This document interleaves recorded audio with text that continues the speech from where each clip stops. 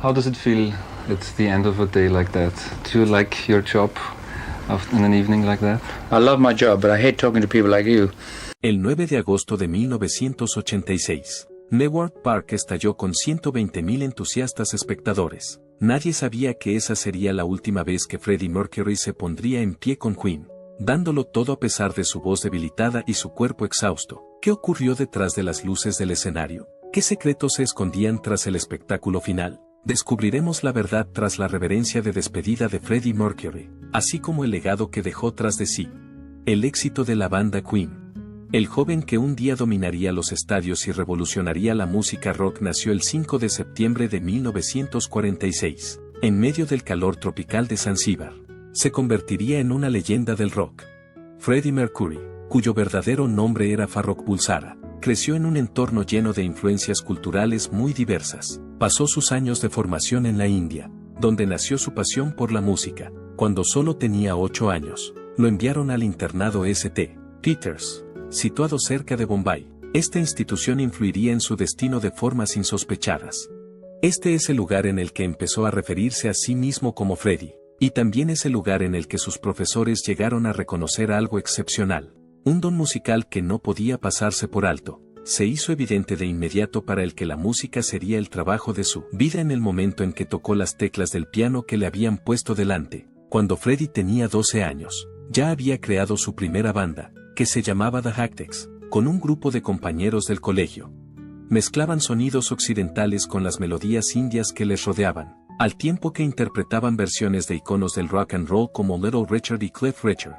Por otra parte, el rock no era la única fuente de inspiración para Freddie. Le atraían las voces agudas de las cantantes de Bollywood, sobre todo Lata Mangeshkar, cuyo registro vocal y profundidad emocional dejaron un efecto indeleble en su propio estilo interpretativo. Le intrigaban las voces agudas de las cantantes de Bollywood.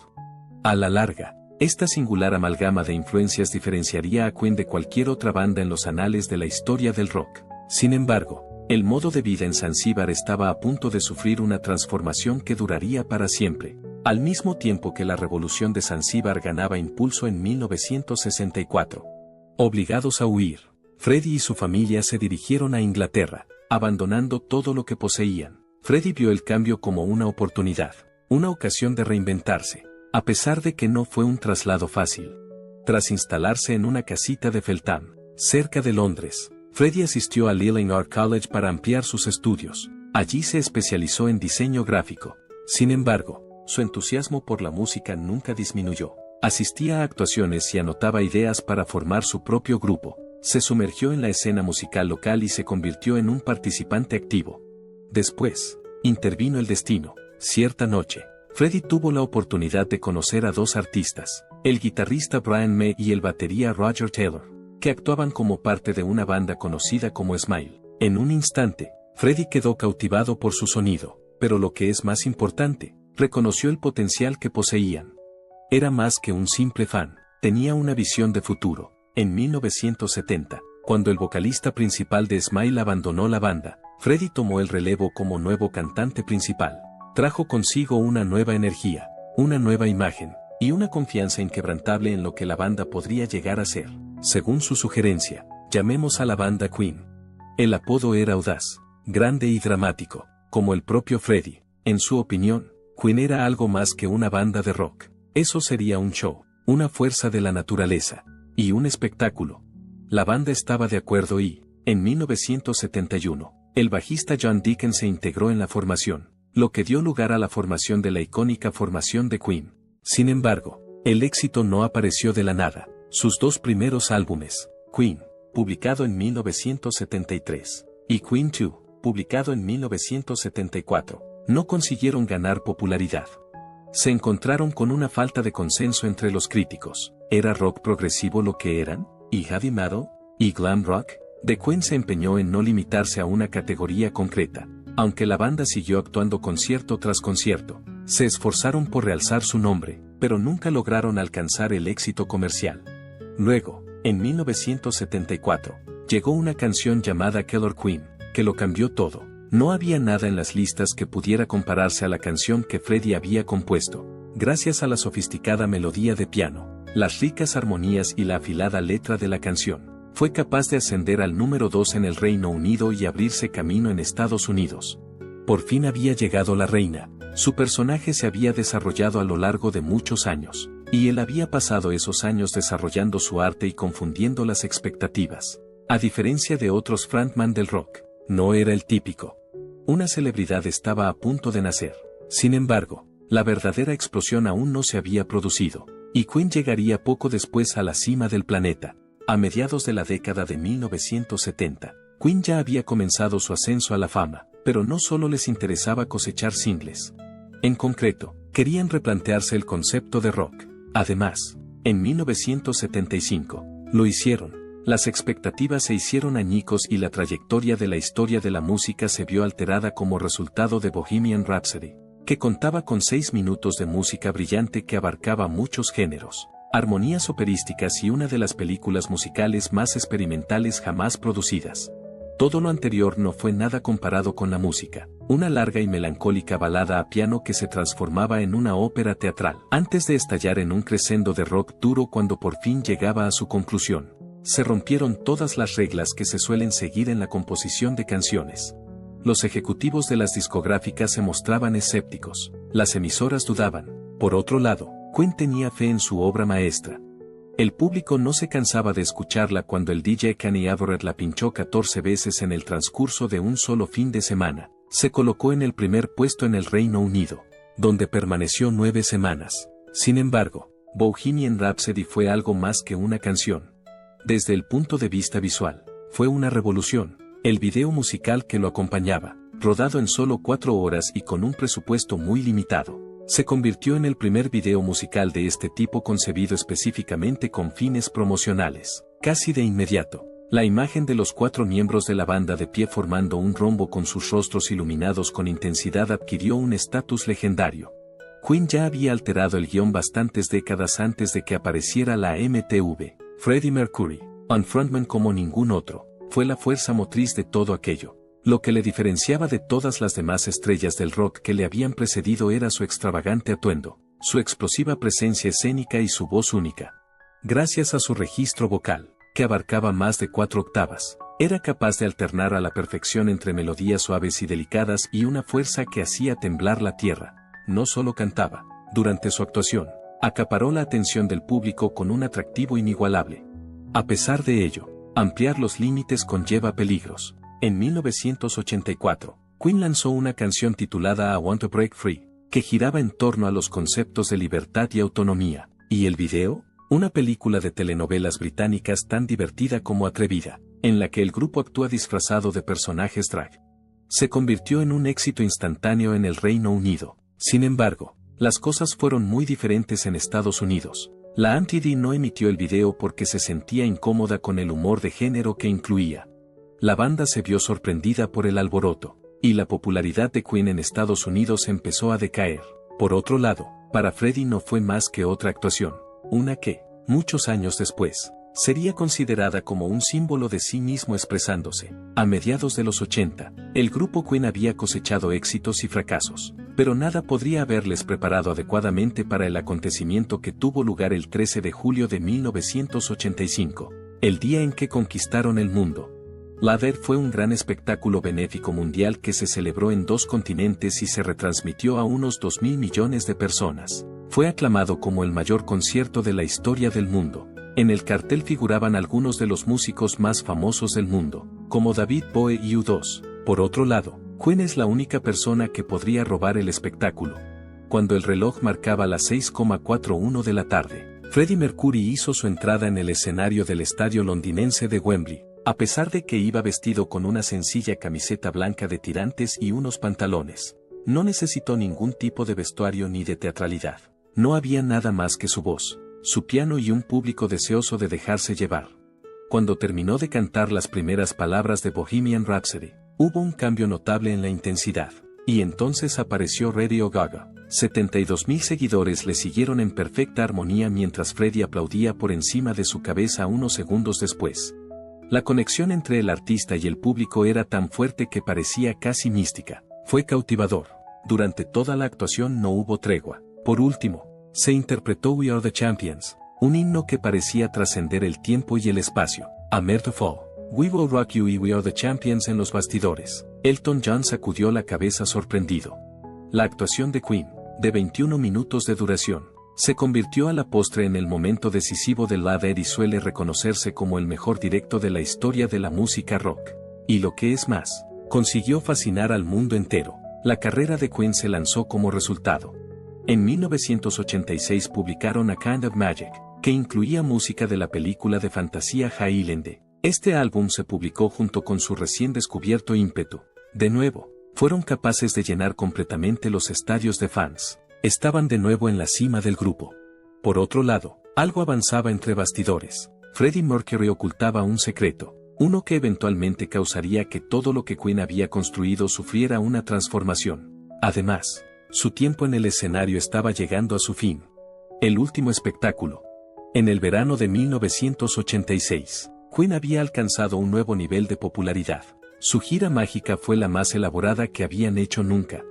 Más de 1 millón de personas asistieron a los 26 actos que se celebraron en toda Europa. El espectáculo fue de proporciones épicas. Había más de 1000 luces deslumbrantes, altavoces altísimos y 2 enormes pantallas de video que rodeaban la plataforma situada en Knebworth Park. El escenario tenía 160 pies de ancho. Dada la magnitud de la fabricación, era necesario disponer de un generador aislado de los demás. Por otra parte, algo inusual estaba presente más allá de la magnificencia. Freddie Mercury no estaba actuando en su mejor momento. Los profesionales médicos le habían advertido de que tenía la garganta irritada y la voz sometida a una gran presión. Sin embargo, Freddie no accedió a cancelarlo. Aunque nunca había decepcionado a sus seguidores en el pasado, no iba a empezar a hacerlo ahora. El 9 de agosto de 1986, Knebworth Park se llenó con 120.000 personas. Más de 1000 personas se quedaron fuera, sin poder entrar. La expectación en el aire era palpable e intensa. Precisamente a las 6:41 de la tarde, se encendieron las luces del escenario. El público entró en frenesí. Después apareció Freddie Mercury, con su característica camiseta blanca de tirantes y una chaqueta amarilla con un estampado de estilo militar. Agarró firmemente el pie de micrófono y se impulsó en una sola visión con una presencia autoritaria. Era obvio desde los primeros sonidos, que Freddie estaba trabajando mucho. La presión hizo que su voz, que antes había parecido fácil, pero no parecía estar incómodo, si es que lo estaba, en su lugar, cambió su atención a la multitud y se comprometió con ellos de una manera como nunca antes. Mientras él cantaba, el público le acompañaba, completando las notas que él no alcanzaba. ¿Quién quiere vivir para siempre?, fue la siguiente pregunta. El tono cambió cuando la introducción orquestal se hizo más intensa. Estas líneas, inquietantes y líricas, parecían casi proféticas. La voz de Freddie temblaba, pero era auténtica y sin filtros. Había algo más que una simple actuación en ese preciso momento, a pesar de que nadie en la multitud era consciente de ello en ese momento. Era una despedida. Freddie había recuperado su fuerza para cuando se estrenó Bohemian Rhapsody. La parte de la balada fue pan comido para él. Y luego subió al escenario para hacer las voces operísticas que estaban siendo reproducidas de una cinta. Por otro lado, cuando comenzó el clímax de Hard Rock, dio todo lo que le quedaba, gritando cada línea y alcanzando notas que no se había atrevido a intentar en años. Era un muro de sonido abrumador, y el público gritaba mezclando sus voces. Y finalmente, la última canción, titulada We Are the Champions, toda la situación era abrumadora. Como si quisiera abrazar a todos y cada uno de los fans del estadio, Freddie extendió los brazos. Su voz se quebró un poco en el último estribillo, pero en lugar de retirarse, mantuvo la nota durante más tiempo. En respuesta, el público rugió, cantando con él y animándole a continuar. La actuación finalizó con la interpretación de God Save the Queen por parte de Queen, exactamente a las 21:02 horas, m, en un escenario típico. Esta habría sido la señal para que la banda abandonara el escenario, pero Freddie permaneció allí. Mientras permanecía allí, asimilaba toda la experiencia. Dio unos pasos hacia adelante, colocó las manos en las caderas y miró a la multitud de seguidores que le rodeaba. En un último movimiento teatral, se inclinó profundamente y murmuró, «Gracias, gente encantadora». Este fue el último gesto dramático. Que tengan una noche tranquila y buenos sueños. En toda su carrera, Freddie Mercury no volvería a actuar ante el público. Entre bastidores, había mucha emoción. El normalmente reservado John Deacon era incapaz de mantener la compostura. cuando solo quedaban 18 minutos para el concierto. Nunca se le había visto tan enfurecido. Murmuró a Brian May, lo siento, pero no puedo seguir haciendo esto. Casi como si ya fuera consciente de ello. Sucesos sorpresivos tuvieron lugar entonces. Durante la representación de Who Wants to Live Forever, Michael Jennings, que entonces tenía 23 años, se desmayó en medio del público, a unos 50 metros del escenario. El personal médico corrió a su lado, pero no pudo hacer nada por ayudarle. Resultó que había fallecido de un ataque al corazón.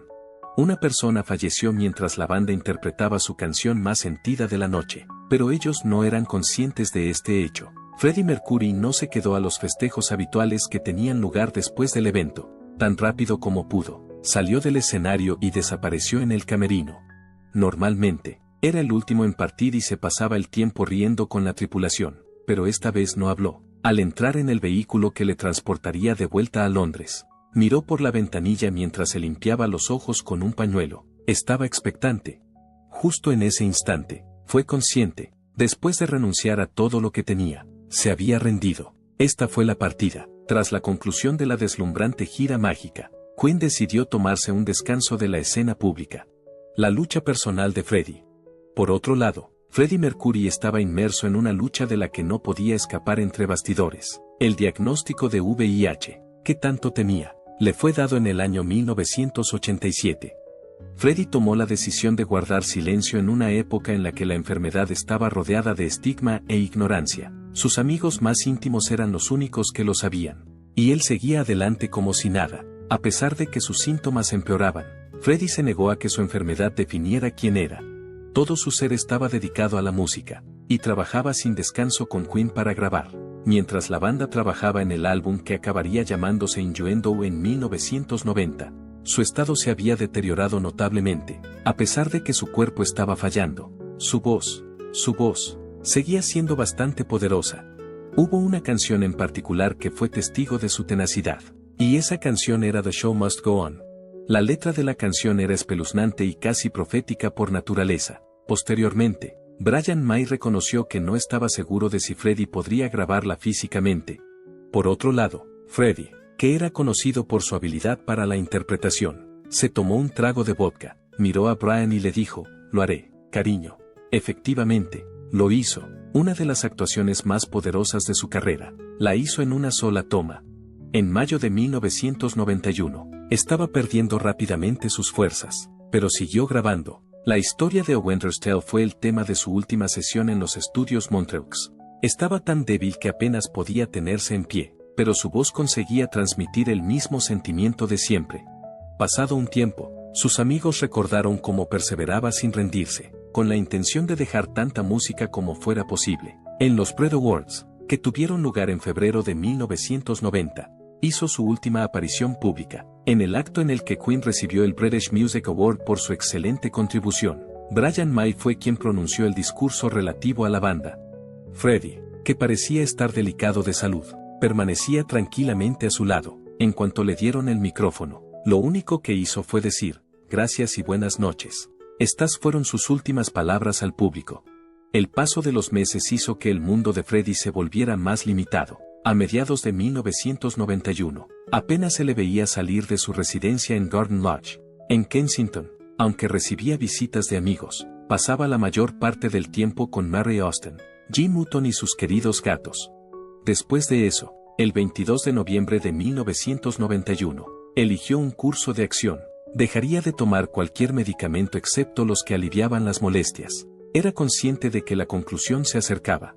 Al día siguiente, emitió un comunicado que confirmaba lo que el mundo entero venía sospechando desde hacía mucho tiempo. La presente tiene por objeto confirmar que se me ha diagnosticado SIDA y que he dado positivo en la prueba del VIH. Para salvaguardar la intimidad de las personas que me rodean, he creído oportuno mantener esta información en secreto. Sin embargo, ha llegado el momento de que mis amigos y admiradores sepan la verdad. Mis médicos y yo, junto con todos los demás en todo el mundo, estamos luchando contra esta horrible enfermedad.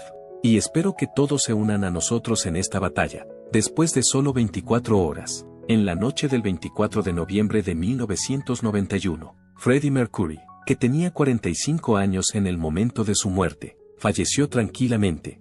El mundo entero estaba en estado de incredulidad.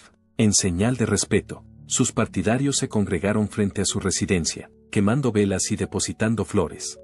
Numerosos artistas, entre ellos David Bowie y Elton John, expresaron sus condolencias al fallecido. Los homenajes llegaron de todas las regiones del planeta. Sin embargo, a Freddie le esperaba una sorpresa más. Made in Heaven fue publicado por Queen en 1995, y sirvió como recopilación de las últimas canciones que había grabado. Continuaban su voz, su espíritu y su entusiasmo. Además, mientras la canción The Show Must Go On se emitía por la radio, una cosa quedó meridianamente clara: un legado duradero. Freddie Mercury nunca estuvo realmente ausente del mundo. Su legado, como su música y su magia, perduraría por toda la eternidad. El legendario músico Freddie Mercury era muy conocido por su comportamiento fuera de lo común. Sin embargo, a pesar de su brillante personalidad escénica y sus alocadas fiestas, existía un hombre que era intensamente reservado y tenía un complicado mundo emocional que solo unos pocos entendían por completo. Freddie se había referido una vez a Mary Austin como el amor de su vida, y ella era quien estaba en el corazón de ese mundo. Su vínculo fue instantáneo cuando se conocieron en 1969, antes incluso de que Queen hubiera empezado a ganar popularidad. Mary fue la roca de Freddie durante muchos años después de que se fueran a vivir juntos, se prometieran y se fueran a vivir juntos. Sin embargo, a medida que pasaba el tiempo, Freddie luchaba por aceptar quién era. 1976 fue el año en que finalmente se sentó con Mary y le dijo la verdad. «Creo que soy bisexual». Ella le respondió amablemente: «No, Freddie, creo que eres gay». El momento alteró su relación, pero no su conexión.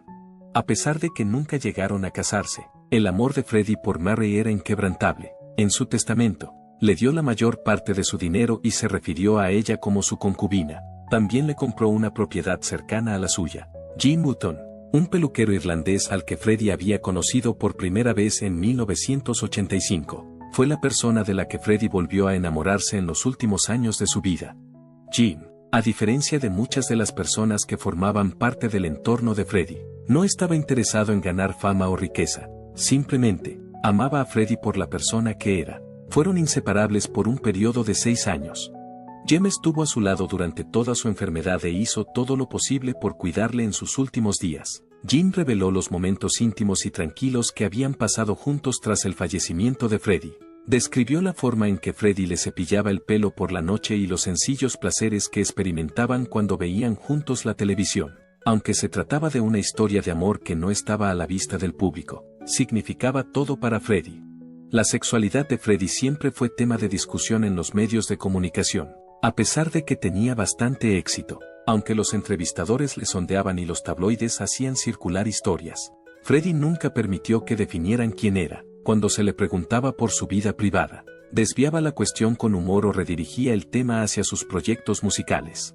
Se negaba a dejarse limitar por las etiquetas o las expectativas de la sociedad, y vivía su vida según sus propias normas. Freddie era un artista en todos los sentidos de la palabra cuando no estaba actuando en el escenario.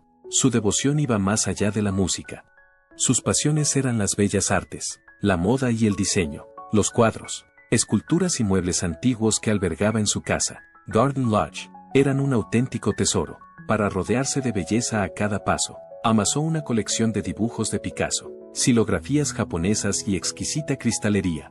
Por otra parte, entre todas sus pasiones, la dedicación a sus gatos era una de las más conocidas. Llegó a tener más de 10, cada uno de ellos con su propia personalidad y peculiaridades. El disco que sacó con su propio nombre, Mr. Bad Guy, estaba especialmente dedicado a mi gato Jerry, así como a Tom, Oscar y Tiffany, y a todas las personas apasionadas por los gatos. Siempre que estaba de gira fuera de casa, se aseguraba de que su familia estuviera bien atendida llamándoles y haciéndoles saber que pensaba en ellos. Incluso después de su muerte, Freddie decidió mantener su secreto intacto. En su último deseo, pidió que sus restos se mantuvieran en secreto y se ocultaran de cualquiera que pudiera entrar en contacto con ellos. Inmediatamente después de su cremación, Mary Austin se llevó sus cenizas y, en consonancia con sus intenciones, no reveló el lugar de su última morada. El paradero de los restos de Freddie Mercury es un misterio que aún no se ha resuelto. Por otra parte, al final es irrelevante. Sencillamente porque Freddie Mercury nunca perteneció realmente a un lugar. Para el mundo, formaba parte de él. Indeleblemente inscritos en los anales de la historia están su música, su artesanía y su alma, que pueden encontrarse en todas partes. Aunque la voz de Freddie Mercury dejó de oírse el 24 de noviembre de 1991, su influencia nunca disminuyó, aunque hace décadas que se fue. Su música sigue resonando a través de las generaciones, demostrando que las grandes leyendas son inmortales, ajeno al paso del tiempo o de las modas. El legado de Queen sigue expandiéndose, como monumento al perdurable atractivo de su música. Su álbum de grandes éxitos sigue siendo el disco que más copias ha vendido en la historia del Reino Unido. Hay varias canciones que se consideran clásicos, como Bohemian Rhapsody, We Will Rock You While We Are the Champions. Son himnos que se han entretejido en el tejido de la historia de la música. A esto le siguió el estreno de la película Bohemian Rhapsody en 2018, que dio a conocer la historia de Freddie a una generación completamente nueva. La película se convirtió en un éxito mundial, ganando 4 premios de la Academia y generando cerca de $1.000 millones en todo el mundo. El legado revivió gracias a la interpretación de Freddie por Rami Malek, que dio a conocer a millones de personas al responsable de la música. Fue una oportunidad para que los admiradores de siempre revivieran la grandeza del artista. Los recién llegados tuvieron la sensación de despertar y se les ofreció la posibilidad de entrar en el mundo de Queen. Sin embargo, el efecto de Freddie Mercury no se limita al ámbito de la música. Además, sigue siendo un símbolo de autoexpresión sin tapujos y un icono para las personas LGBTQI. Freddie vivió su vida sin miedo, aceptando su identidad sin dar explicaciones ni hacer concesiones. A pesar de que ser abiertamente homosexual era algo arriesgado en aquella época, su presencia en el escenario y ante el público rompió barreras y abrió el camino para que las futuras generaciones de artistas pudieran ser ellos mismos. Nunca se identificó, pero su presencia rompió barreras. Cuanto más tiempo pasa, más sigue fortaleciéndose el legado de Freddie. A pesar de que su música ha sonado miles de millones de veces, su voz sigue llenando estadios mucho después de que se haya ido. Y su imagen sigue siendo tan espectacular como antes, pero la alegría que Freddie Mercury dejó tras de sí es posiblemente el aspecto de su legado que más perdurará. Sus actuaciones no solo eran conciertos, sino también espectáculos, eran momentos de puro encanto, erupciones de fuego y emoción que nunca podrían recrearse. Esos momentos nunca podrían repetirse. No solo recordamos al músico, sino también al hombre, al artista, al visionario y a la leyenda. Mientras suenan las notas finales del espectáculo, recordamos todas estas cosas. Gracias por ver este video. Por favor, deja un comentario debajo del video para hacernos saber lo que piensas. No olvides darle a me gusta, compartir y seguirnos para estar